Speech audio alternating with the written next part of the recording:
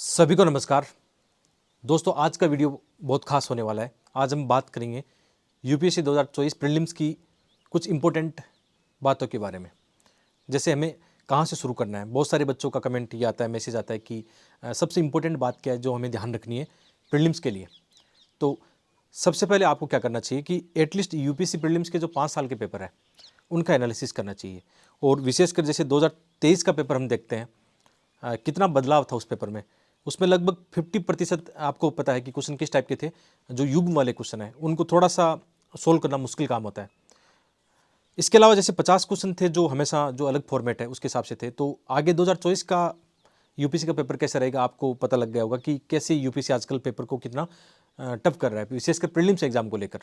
तो किन चीज़ों को ध्यान रखना है। तो अभी हम बात करें कि आपको ये काम करना है कि एक जो 5 साल के पेपर है या 8-10 साल के जो पेपर है वो आपको सामने रखने और एक रफ कॉपी लेनी है आपको, है ना।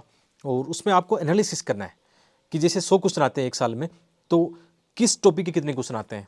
जैसे आप उसमें देखोगे पॉलिटी के 10-15 क्वेश्चन आते हैं, हिस्ट्री के किस टाइप के क्वेश्चन आते हैं, ज्योग्राफी के किस टाइप के क्वेश्चन आते हैं। ये बहुत इंपॉर्टेंट है। आप 4-5 दिन कम से कम, है ना, पूरा एनालिसिस करो कि प्रीलिम्स का फोकस एरिया क्या है। आप बहुत सारे बच्चे बिना ये स्ट्रेटेजी प्लानिंग के सीधे तैयारी करने लग जाते हैं। और तैयारी का तो यार फिर भंडार इतना है कि आप बहुत कुछ वो चीज़ें भी पढ़ लोगे जो आपके काम की नहीं है। जैसे एग्जाम्पल की बात करें, आपको जब आप ये देखोगे ज्योग्राफी के सेक्शन में देखोगे, लगातार 2-3 साल का पैटर्न आप देखोगे तो मैपिंग के क्वेश्चन ज़्यादा है। किस टाइप की मैपिंग के क्वेश्चन ज़्यादा है कि किन देशों के बीच में कोई डिस्प्यूट चल रहा है जहाँ पे, तो उनकी बाउंड्रीज आपस में पूछ ली। कई विश्व के कई देशों में ऐसे संकट जो गृह युद्ध चलते हैं उनकी बाउंड्रीज या उनके उन देशों के बारे में पूछ लिया गया है। यानी मैपिंग का बहुत इंपॉर्टेंट रोल है। तो ज्योग्राफी जब पढ़ोगे तो मोटी मोटी किताबों की बजाय आप किस पर फोकस करोगे, मैपिंग पे फोकस करोगे। और जैसे बाकी जो क्वेश्चन आए एनसीईआरटी किताबों से आराम से कवर हो जाते हैं। तो इस तरीके से आपकी एक प्लानिंग बनेगी। कैसे बनेगी वो आप खुद करोगे, आप अपना अध्ययन खुद करोगे, दूसरे पर डिपेंड नहीं रहोगे। तो जैसे कोई भी 5 साल का एक पेपर ले लेना। और जैसे मेरा एक मानना है कि जैसे मैं कई बार बच्चों को जो प्रीवियस ईयर के सोल्व पेपर वो रिकमेंड करता हूँ, तो बच्चे कहते हैं सर आपने पहले ये बताया था बाद में वो बताया था। मेरा ये मानना है कि यार आप लाखों रुपए कोचिंगों में देते हो, उसकी बजाय 1,000-500 रुपये 2-4 आप ये प्रीवियस ईयर के जो सोल्व पेपर आते हैं उनमें नहीं दे सकते। उसके पीछे कहानी है। हर एक जो प्रीवियस ईयर का सोल्व पेपर है उसकी ये एक यूनिक विशेषता होती है। जैसे आप अरिहंत का लोगे तो उसकी विशेषता अलग होगी, दृष्टि का लोगे उसकी अलग विशेषता होगी, हमने भी लॉन्च किया उसकी और विशेषता अलग होगी, है ना। तो आप जैसे आपने मैंने देखा होगा, मैंने आपको 2-3 बार बताया ऐसा। मैं भी ऐसा करता हूँ कि मैं 2-3 पब्लिकेशन के सोल्व पेपर अपने पास रखता हूँ, क्योंकि मुझे पता है कि सबसे इंपॉर्टेंट चीज़ यही है जिसको मुझे देखना है, क्योंकि मुझे उसका एक्सप्लेनेशन देखना है। एक चीज़ और नोटिस करना आप, जैसे प्रीलिम्स में क्या होता है कि कोई क्वेश्चन लास्ट ईयर पूछा है, उसके ऑप्शन पूछे 4, हो सकता है नेक्स्ट ईयर उन ऑप्शन में से कोई एक बड़ा क्वेश्चन बन जाए। ऐसे बहुत सारे क्वेश्चन है, मैंने आपको तर्क के साथ में डाटा के साथ में दिखाया है। इसलिए सबसे इंपॉर्टेंट पहली आपकी कंडीशन क्या होती है कि अपने पास कोई दो, कम से कम 2 या मतलब 3 आप सोल्व पेपर रख सकते हो सकता है आपको ये स्ट्रेटेजी पसंद नहीं है, आप बोलोगे आप तो बहुत ज़्यादा किताबें रिकमेंड कर रहे हो। ऐसा नहीं है। मैं इसलिए कह रहा हूँ कि जैसे हमने 11 साल का निकाला है, बहुत one of the best book है। जैसे ये हिंदी और इंग्लिश दोनों में निकाला है हमने, ठीक है। जैसे यहाँ पे आप देख सकते हो ये 11 साल का हमने निकाला है। अब मैं ये नहीं कह रहा हूँ कि मैं अपनी किताब यहाँ पे बेच रहा हूँ, मत खरीदना, कोई बात नहीं, कोई फर्क नहीं पड़ता उस चीज़ से ना। लेकिन मेरा कहना का मतलब कि एक तो 10-11 साल का, एक आपके पास 25 ईयर का जो सोल पेपर आता है, या आजकल 29-28 ईयर के आते हैं, एक पेपर होना चाहिए। अरिहंत का बढ़िया आता है, अन्य पब्लिकेशन से तुलना करोगे, मैं पर्सनली अरिहंत को प्रीफर करता हूँ।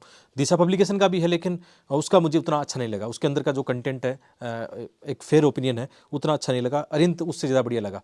इसके अलावा जैसे दृष्टि का भी ठीक है, दृष्टि का भी देख सकते हो। कोई मतलब दो, एटलीस्ट 2 होने चाहिए, एक 28-29 ईयर का, एक 10-11 साल का हो सकता है, आपकी मर्जी है। बस इसलिए बता रहा हूँ कि जो मेरा एनालिसिस है जो अभी मैं कर रहा हूँ, क्योंकि अब मैं भी अपने आप को प्रीलिम्स की ओर ले जा रहा हूँ, अपनी जो तैयारी है उसकी स्ट्रेटेजी पूरी अपना फोकस प्रीलिम्स पे ले जा रहा हूँ। लेकिन मैं डायरेक्ट तैयारी में नहीं कूद रहा हूँ, मैं अभी भी अपना 4-5 दिन 10 दिन इस चीज़ में लगाऊंगा कि यूपीसी पूछता है क्या आपसे, ताकि बार बार माइंड में चीज़ें बैठ जाएं। जब मैं कोई भी चीज़ पढ़ूंगा, ज्योग्राफी की एनसीईआरटी पढ़ूंगा, लक्ष्मीकांत पढ़ूंगा, स्पेक्ट्रम पढ़ूंगा, जो भी किताबें मैं पढ़ूंगा, तो क्यों पढ़ूंगा, वो किताब मैं क्यों प्रीफर कर रहा हूँ, ये मेरा एनालिसिस खुद का बताएगा। यही काम आपको करना है। बस यहाँ पे मैं एनालिसिस नहीं बता रहा हूँ, इसलिए नहीं बता रहा हूँ क्योंकि आपको ये काम करना है। जब तक आप ये काम नहीं करोगे ना, तब तो प्रीलिम्स की मतलब आपको जो बारीकियाँ होती है वो पता नहीं लगेगी। और ये बातें बहुत कम लोग बताते हैं आपको, है ना। पहली प्राथमिकता इस चीज़ को देना कि प्रीलिम्स का जो सिलेबस है वो उतना डिफाइन नहीं है। तो यहाँ पे प्रीवियस ईयर के जो क्वेश्चन होते हैं वो आपकी सबसे ज़्यादा हेल्प करेंगे। मेंस का तो सिलेबस डिफाइन है, प्रीलिम्स का आप जानते हो, आप यदि सिलेबस देखा आपने, उतना डिफाइन नहीं है। तो पहली प्राथमिकता किसको दोगे, प्रीवियस ईयर क्वेश्चन को दोगे। कम से कम 5 बार 10 बार उनको देखना है, एनालिसिस करना है। एक बार जब तैयारी शुरू करते हो उससे पहले उसके बाद में क्या करना है, जैसे आपने जो भी टॉपिक शुरू किया है, आपने ज्योग्राफी शुरू किया है, तो आप ज्योग्राफी के 10 साल के पेपर देखो, उनका एनालिसिस खुद करो कि ज्योग्राफी में हाँ किस किस सेक्शन से कहाँ क्वेश्चन आ रहे हैं। क्योंकि बच्चों में एक बड़ी भ्रांति होती है कि ज्योग्राफी के लिए जो मोटी मोटी वाली किताबें आती है, जो ऑप्शनल सब्जेक्ट में चलती है, वो पढ़नी होती है, या किसी कोचिंग के बहुत ज़्यादा नोट्स पढ़ने पड़ेंगे। ऐसा नहीं है यार। 6 से लेकर 12 तक की एनसीईआरटी हो गई, आपकी मैपिंग जो होगी, और थोड़ा सा करंट अफेयर की चीज़ें हो गई, उनको देख के आप अपनी तैयारी अच्छे से कर सकते हो। ठीक है, तो पहली हमारी प्राथमिकता किस में रहेगी, हम प्रीवियस ईयर क्वेश्चन देखेंगे, आराम से देखेंगे। अब आती है दूसरी प्राथमिकता कि अपने रिसोर्सेज सेलेक्टिव करने। प्रीलिम्स के लिए सबसे इंपॉर्टेंट यदि रिसोर्सेज की बात करें तो मुझे जो पर्सनली लगता है वो है आपकी एनसीईआरटी किताबें। एनसीईआरटी किताबें सभी नहीं पढ़नी है, वो सिलेक्टिव पढ़नी है। उसको लेकर कई वीडियो पहले भी बना चुका हूँ, टॉपर्स भी बता दें, आपको पता है, सब पता है आपको कि कौन सी एनसीईआरटी किताबें पढ़नी है, कौन सी छोड़नी है। ठीक है, कौन सी हिस्ट्री में जैसे पुरानी वाली एनसीईआरटी पढ़ते हैं, बाकी नई वाली एनसीईआर्टी पढ़ते हैं, ज्योग्राफी में नई वाली पढ़ते हैं। ठीक है, एनसीईआरटी किताबें प्लस जो स्टैंडर्ड बुक है, ज़्यादा नहीं है, 2-3 स्टैंडर्ड बुक है आपकी, स्पेक्ट्रम हो गई, लक्ष्मीकांत हो गई। ठीक है, कुछ आर्ट एंड कल्चर में आप देख सकते हो। लेकिन बेसिक जो रिसोर्सेज की बात आती है वो आपका सबसे इंपॉर्टेंट क्या है, वो आपका है एनसीईआरटी किताबें। ठीक है, और एक तीसरी बात जो इम्पोर्टेंट है यहाँ पे, वो एक चीज़ है कि आपको एक चीज़ देखनी है कि कोर एरिया आपको फाइंडिंग करना है। कोर एरिया का मतलब होता है हर एक सब्जेक्ट का कोर एरिया होता है। जैसे उस सब्जेक्ट से देखोगे तो उस कोर एरिया में से 10 में से 7 क्वेश्चन आएंगे, 3 क्वेश्चन बाकी के नहीं क्वेश्चन आएंगे। तो कोर एरिया देखना, और कितने क्वेश्चन आते हैं। जैसे आप देखोगे इन्वायरमेंट इकोलॉजी है, उनके क्वेश्चन हर साल अच्छे देखने को मिलते हैं। अच्छा, अच्छे क्यों देखने को मिलते हैं, उसके पीछे तर्क है। क्योंकि यूपीएससी प्री के साथ में जो फॉरेस्ट वाली प्री है वो भी होती है, तो उसमें फॉरेस्ट के क्वेश्चन आते हैं, इन्वायरमेंट के क्वेश्चन आते हैं। इसलिए हर साल 15 के आसपास एवरेज आप देख सकते हो किसके क्वेश्चन आते हैं, इन्वायरमेंट के क्वेश्चन आते हैं, जो आपके करंट अफेयर से भी आते हैं, जो बेसिक बुक है उनसे भी आते हैं। तो आपको ये भी देखना है। एक चीज़ इस कड़ी में और जुड़ती है कि जैसे हम एक काम कर सकते हैं कि यूपीएससी की जो अन्य एग्ज़ाम है, आपकी सीडीएस एग्ज़ाम यूपीएससी लेती है, एनडी की एग्ज़ाम लेती है, जो असिस्टेंट कमांडेंट है उनके एग्ज़ाम है, या और भी एग्ज़ाम है, आप ऐसा कर सकते हो कि इनके भी 4-5 साल के पेपर है ना, जैसे उनके भी मार्केट में कोई अच्छे सोल पेपर आपके पास उपलब्ध हो, कोई भी हो सकता है, अरिहंत का हो तो अरिहंत का देख लेना, या कोई आपकी नज़र में हो कोई अच्छा वाला हो तो वो देख लेना। ये बहुत इंपॉर्टेंट है आपके लिए। क्योंकि मैंने एक चीज़ नोटिस की है कि जैसे मेरे तो मतलब प्रीलिम्स में जैसे 4 बार प्री पास किया है, तो मेरा स्कोर एक बार 125 आया था ना। बाकी जो मेरा स्कोर है एवरेज रहा है। मैं ये नहीं कहता कि मेरे बहुत ज़्यादा स्कोर प्री में रहता है। एवरेज का मतलब कट ऑफ से 5-10 नंबर ऊपर आराम से आ जाते हैं। इतना भी नहीं है कि मतलब 140-50 इतने नहीं है, लेकिन जो मेरे आसपास लोग हैं मैंने देखे हैं जिनके 128, 130, 140 रहे हैं। और मतलब तो मैंने एक चीज़ उनकी हमेशा स्ट्रेटेजी देखी है, उनसे अभी भी बातें करता हूँ तो एक चीज़ हमेशा देखता हूँ। जैसे अभी प्री पास आ रहा है तो मुझे खुद को डर लग रहा है कि यार प्री पता नहीं कैसा होगा। सबको डर लगता है प्री का, कोई ऐसा नहीं है धुरंधर कि प्री का डर नहीं लगता। तो मैं भी अपनी स्ट्रेटेजी में शामिल कर रहा हूँ कि जिनका स्कोर बहुत ज़्यादा आया है, एक बार नहीं लगातार आया, 5-5 बार 6-6 बार उनका स्कोर वो एक जैसा रहा है, 130, 140 रहा है। ठीक है, दुर्भाग्य से उनका कई जो दोस्त हैं उनका मेंस क्वालीफाई नहीं हो पाया, लेकिन उनका प्री का स्कोर बहुत अच्छा है। और वो भी अपने आप में एक अच्छी बात है कि प्रीलिम्स में स्कोर करना बहुत मुश्किल काम होता है। तो उसमें मैंने एक चीज़ नोटिस की है, वो क्या करते हैं, सबसे पहले प्रीवियस ईयर क्वेश्चन को देखते हैं। 2-3 प्रीवियस ईयर क्वेश्चन उनके टेबल पे मिलेंगे। इसके अलावा जैसे सीडीएस एनडी जितनी भी एग्जाम है, उससे एक फ़ायदा होता है। कई बार क्या होता है, यूपीएससी का जो क्वेश्चन बनाने का नेचर होता है ना, एक जैसा होता है लगभग, तो वहाँ वाले क्वेश्चन यहाँ रिपीट हो जाते हैं। ठीक है, उस टाइप के क्वेश्चन रिपीट हो जाते हैं, या अपनी एक थीम बन जाती है। तो प्रैक्टिस सेट में आप लगाओ ना, तो यूपीएससी के जो अन्य एग्जाम है पक्का ये करना। मैं भी ये करने वाला हूँ, मैं आपको थोड़े दिन बाद बताऊंगा। जब मैं कर रहा हूँ ये चीज़ें, मैं आपको रियल में दिखाऊंगा।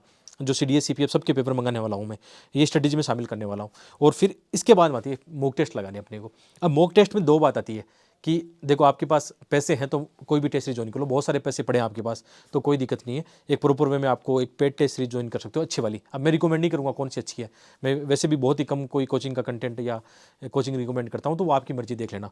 या फिर आप दूसरा ऑप्शन है जिनके पास समस्या है कि आर्थिक संकट है या बहुत ज़्यादा पैसे खर्च नहीं कर सकते हैं, तो मार्केट के अंदर इस समय जितनी भी कोचिंग है उनकी अच्छी टेस्ट सीरीज आती है, कोई भी 2 उठा लो जो आपको अच्छा लगता है। जैसे विजन की अच्छी है, विजन की test series no doubt prelims की अच्छी आती है, दृष्टि की देख लेना आप, लेकिन पहली प्राथमिकता विजन को दे सकते हो आप, है ना। तो हिंदी इंग्लिश दोनों मीडियम में अच्छी है, तो मार्केट से उठाया, 20-30 रुपये की फोटोकॉपी आती है मार्केट में ना, उठाया घर पे लाके आराम से लगा दिया उसको, है ना। तो वो भी कर सकते हो प्रैक्टिस, पैसे की समस्या है तो ठीक है, ये ध्यान रखना। तो जैसे हम प्रीलिम्स की प्राथमिकता में आज जो बात कर रहे हैं, पहली प्राथमिकता होगी प्रीवियस ईयर पेपर को देना है। फिर सेकंड प्राथमिकता जो एनालिसिस करना है, कोर एरिया फाइंडिंग करना है। थर्ड जो एनालिसिस है कि यूपीएससी के अन्य एग्जाम के जो सोल पेपर आपके पास टेबल पर हो सकते हैं, ये आपकी स्ट्रेटेजी में शामिल हो सकते हैं। मैं ऐसा करने वाला हूँ। फिर अच्छा होगा कि एक मॉक टेस्ट लगाऊंगा। इसके अलावा जैसे करंट अफेयर की बात आती है, इस समय एक डाउट बड़ा रहता है आपके मन में कि यार आप मंथली पढ़ें, कि मंथली पढ़ें तो जनवरी 23 से लेकर लगभग 15 महीने की अपने को पढ़नी पड़ेगी, या पीटी 365 से काम चल जाएगा। तो जैसा आपके पास टाइम है, यदि आपके पास अच्छा खासा टाइम है, स्टैटिक पार्ट आपने अच्छे से पढ़ लिया है, तो मंथली पढ़ लो। मंथली नहीं पढ़ते तो PT 365 जो विजन की आएगी अभी वो पढ़ लेना। ये सारा जो कंटेंट है ना, जैसे जो हम बात कर रहे हैं मार्केट में उपलब्ध है। और कहाँ से मंगवाना, जैसे ये अपनी वाली किताबें भी जैसे यहाँ पे पढ़ी, आपको लगता है कि मार्केट से मंगवानी है, दिल्ली से मंगवानी है, तो यहाँ पे मैं एक राजेश बुक स्टोर है वो रिकमेंड कर रहा हूँ। ठीक है, अपनी वाली किताबें सब किताबें उनके पास मिलती है। आपको कभी लगे ना कि ऑफलाइन उनसे मंगवाना है, ये फ़ोन नंबर दिए गए हैं, आप आराम से उनसे बात कर सकते हो। बाकी जितने भी UPSC के जो पेपर है, 16 पेपर अन्य जो भी है अरिहंत के हैं, या जो मार्केट में जो टेस्ट सीरीज है ना, और या मंथली जो मैगजीन है, या जो भी आप करंट अफेयर की चीज़ें मंगवानी है, ठीक है, आप राजेश जी को यहाँ पे कॉल करना, आराम से आपको घर पे पहुंचा देंगे ये नोट, जितने भी नोट्स होते हैं कोचिंग के, आप इनसे बात कर लेना जैसे भी आपकी रिक्वायरमेंट है उसके हिसाब से, है ना। तो जरूर देखना, कमेंट बॉक्स में भी इनके फ़ोन नंबर दिए गए हैं, आराम से आप मंगवा सकते हो, बात कर सकते हो, आपको जैसा अच्छा लगे उस हिसाब से। ठीक है, आगे बढ़ते हैं। अब बात आती है रिवीजन की। अगला जो पॉइंट है, सबसे इंपॉर्टेंट पॉइंट है आपकी स्ट्रेटेजी में, रिवीजन का होता है। क्योंकि बहुत सारे बच्चे क्या करते हैं, नया कंटेंट के पीछे भागते रहेंगे मार्केट में, आज करंट अफेयर उस कोचिंग की आई है, या आज कोई वैल्यू एडिशन सप्लीमेंट नोट्स आए हैं तो उसके पीछे भागेंगे। ऐसी गलती मत करना। आपने जो अपना एक प्लान बनाया ना, कि सबसे पहले एनालिसिस किया, उसके बाद में आपने डिसाइड किया कि मुझे ये किताबें पढ़नी है, तो उसको मल्टीपल टाइम्स पढ़ लो, हो सके तो 10 बार पढ़ लो। इतना इतना होनी चाहिए, इतनी हिम्मत होनी चाहिए आपकी। क्योंकि आप ये सोचो कि कोई एक क्वेश्चन उस बुक से आया है, एक क्वेश्चन उस बुक से आया है, तो उस बुक के पीछे भागोगे तो आप बहुत बड़ी गलती कर जाओगे। ये गलतियां मैंने भी की है पहले, जब प्रीलिम्स फेल हुआ था बार बार। ठीक है, शुरुआत में पहले अटेम्प्ट में, सेकंड अटेम्प्ट में प्रीलिम्स फेल हुआ, बाद में लगातार 4 प्रीलिम्स निकाले। ठीक है, और अभी जैसे लास्ट अटेम्प्ट मेरा है, तो मैं कोशिश करूँगा एटलीस्ट प्रीलिम्स फेल ना हो। क्योंकि प्रीलिम्स में कोई किसी को, आप जानते हो UPSC आपको मतलब बख्शेगी नहीं जब तो आप ढंग से ईमानदारी से मेहनत नहीं करोगे। ठीक है, यही स्ट्रेटेजी होनी चाहिए। एक सबसे इंपॉर्टेंट पॉइंट इसमें आता है, बच्चे ना GS में कम फेल हो रहे हैं, फेल किस में हो रहे हैं, CSET पेपर में। तो अभी जो 6 महीने है ना, मतलब लग जाओ, मतलब बार बार यदि CSET में फेल हो तो आपके पास कोई चॉइस ही नहीं है। अभी से जो करना करो, कोचिंग करनी कोचिंग करो, टेस्ट लगाने टेस्ट लगाओ, जो भी आपको एक प्लानिंग स्ट्रेटेजी बनानी है। क्योंकि यार CSET का पेपर जैसा लग रहा है ना आजकल, केट के लेवल का एकदम पेपर है। UPSC कभी भी उसको सही अब ऐसा नहीं करेगा, बहुत ही सिंपल बना देगा, ऐसा कभी नहीं करेगा। UPSC अपनी एक स्ट्रेटेजी के हिसाब से चलेगा। लास्ट कितनी डिमांड हुई, हम जानते हैं कि सिलेबस में कुछ और लिखा हुआ है, UPSC कुछ और पूछ रहा है, लेकिन हमें यदि निकालना है तो हमें तैयार रहना पड़ेगा। हम सिस्टम से, वही बात है ना कि लड़ने की बजाय हम अपने आप में सुधार करना ज़्यादा ठीक रहेगा अपने लिए। अब एक चीज़ है ना, एफर्ट तो लगाना पड़ेगा ना आपको। तो CSET का भी से जो भी आपको करना है बिल्कुल करो, उसमें भी वही एनालिसिस करना है कि CSET के अंदर किस टाइप के क्वेश्चन आते हैं। अब जैसे बहुत सारे एस्पिरेंट जिनको मैथ रीजनिंग उतना समझ नहीं आता, तो पैसेज की ओर जा सकते हैं। पैसेज में उतनी एक्यूरेसी नहीं होती, लेकिन उपाय नहीं है, पैसेज से निकाला जा सकता है। लास्ट ईयर का पेपर ऐसा कहता है कि जिन्होंने पैसेज पर ज़्यादा ध्यान दिया उनका CSET आराम से निकल गया था ना, आराम से तो नहीं लेकिन निकल गया था उनका। ठीक है, ये हम कह सकते हैं। तो ये सब प्लानिंग के पार्ट है। 4-5 मैंने प्लानिंग की बात कर ली है।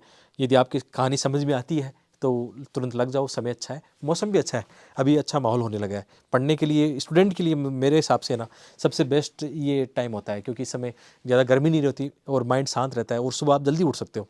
ठीक है, मैं भी कोशिश करूँगा सुबह 4 बजे, कोशिश करते हैं 4-5 बजे उठे जल्दी से ना, और अपने आप को थोड़ा मोटिवेट रखें। एक चीज़ और है, हेल्थ पर ज़्यादा ध्यान देना यार।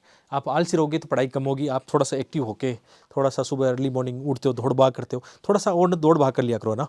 मैं भी करूँगा मैं कह रहा हूँ, लेकिन मैं भी करूँगा।